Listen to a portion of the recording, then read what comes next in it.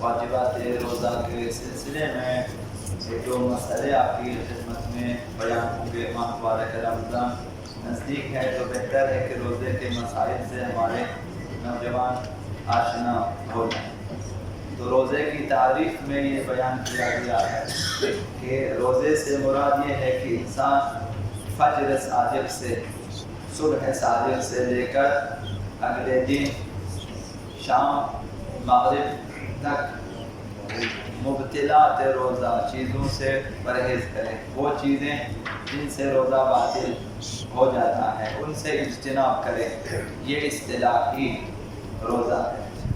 اور یہ کام، یہ اجتناب اول فجر سے لے کر مغرب تک تمام مبتلات روزہ سے اجتناب کرنا، یہ اللہ کی بارگاہ میں اظہار تواضع و انکساری و فروتنی کے لیے ہونا چاہیے، اور بغرض اطاعت فرمان الہی ہونا چاہیے، یعنی خدا متعال کا حکم ہے اور میں اس کی اطاعت کرتا ہوں، اس مقصد کے لیے، یا پھر رضا پروردگار اور قرب پروردگار کے لیے ہونا چاہیے۔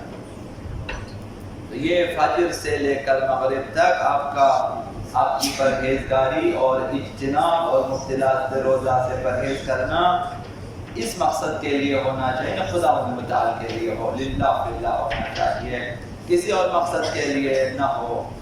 ممکن ہے کہ بعض احباب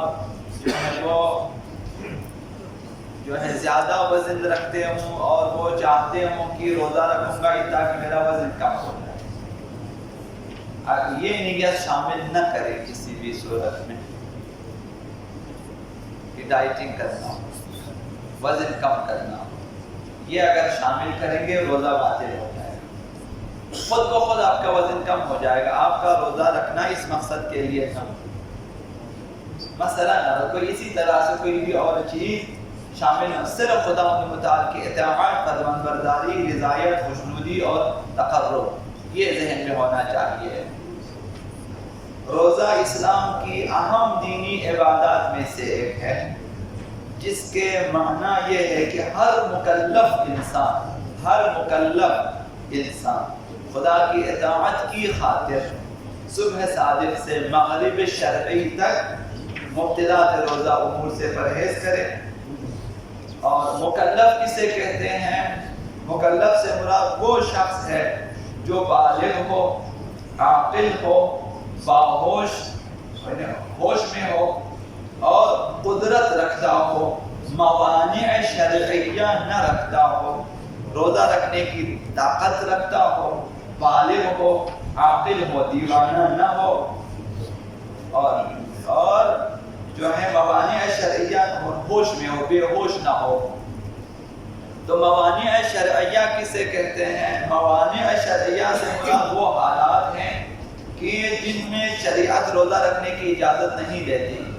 مثلا ایک انسان مسافر ہے، ایسے سفر پہ ہے جہاں پہ نمازیں قصر ہوتی ہیں، تو وہاں روزہ بھی قصر ہے، شریعت میں اجازت نہیں ہے کہ آپ وہاں روزہ رکھیں ماہ مبارک رمضان کے روزے، مگر یہ کہ نظری روزے جو سفر میں رکھنے کی نظر کی ہو، مثلا بعض مخانے کا رمضان مبارک کے روزے سفر میں نہیں رکھ سکتے، وہ سفر جس میں نماز قصر ہوتی ہو، یا پھر مثلا خواتین کے لیے عذر شرعی ہے، حالت حیض میں ہے یا حالت نفاس میں ہے، ماہانہ خواتین کے لیے جو خون کا سلسلہ ہے، خون حیض، اس میں بھی روزہ رکھنا حرام ہے اور قضا واجب ہے۔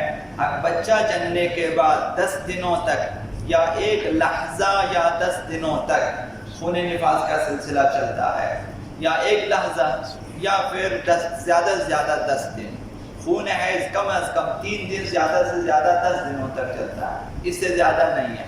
تو ان دنوں میں جن میں یا خون حیض میں مبتلا ہے یا خون نفاس میں مبتلا ہے، خواتین کے لیے عذر شرعی روزہ نہیں رکھ سکتی ہیں۔ اور یا مثلا روزہ مضر ہو، انسان کے لیے نقصان دہ ہو، تو یہ موانع شرعیہ، جن کے پاس یہ موانع نہ ہوں ان پر روزہ رکھنا واجب ہے کہ وہ روزہ رکھیں۔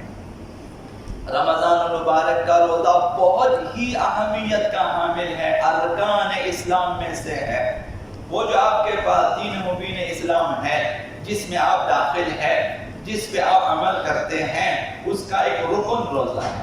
یعنی ایک انسان اگر روزے کو کمزور سمجھتا ہے، لاپرواہی کر سمجھے، اس کے اندر کا اسلام بہت کمزور ہے۔ روزے کو اہمیت دینی چاہیے۔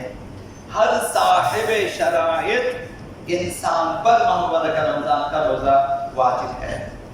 یہ جو روزہ ہے ہجرت کے دوسرے سال شعبان کی 28 تاریخ کو واجب ہوا۔ پیغمبر اسلام نے ہجرت کے 2 سال بعد ماہ مبارک شعبان، اور شعبان کی بھی 28 تاریخ کو جب خدا متعال کی طرف سے آئے یہ روزہ، وجوب روزہ کی آیت نازل ہوئی، یا ایھا الذین آمنوا کتب علیکم الصیام کما کتب علی الذین من قبلکم لعلکم تتقون، ایمان والو تم سے روزہ لکھ دیا گیا ہے، فرض کر دیا گیا ہے، جس طرح تم سے پہلے لوگوں پہ فرض تھا۔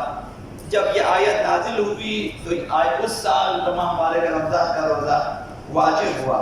تو پہلا شخص جس نے روزہ رکھا روایات کے مطابق حضرت آدم علیہ السلام ہے، یا حضرت آقا رسول خدا صلی اللہ علیہ وسلم